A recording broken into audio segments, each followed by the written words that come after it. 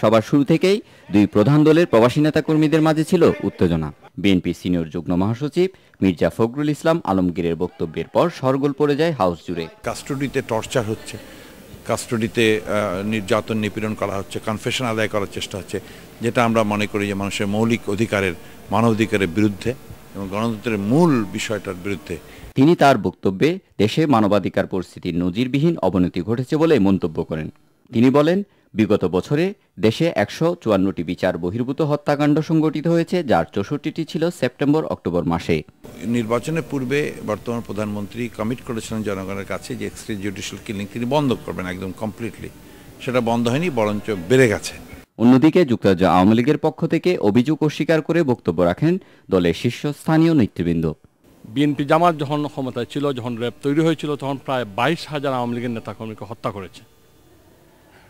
গত এক বছরে আওয়ামী লীগ, আমি জানি না কতটুকু হয়েছে, বাট অত্যন্ত কম। বিএনপি জামাতের সময় হাজার হাজার নেতাকর্মীকে ক্রসফায়ারে হত্যা করা হয়েছে।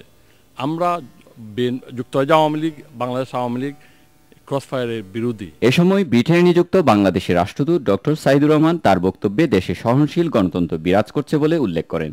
যুদ্ধাপরাধীদের বিচারের ইস্যুতে হাউসে পুনরায় বিতর্কের সৃষ্টি হলে এক পর্যায়ে সবার ইতি টানেন Lord এভেরি। Optimistic that with the return of the BNP to Parliament there will be a greater degree of collaboration between the political parties, without which progress is not going to be made. There needs to be far more dialogue, and that dialogue needs to take place in Parliament where the people can listen and where there can be transparency.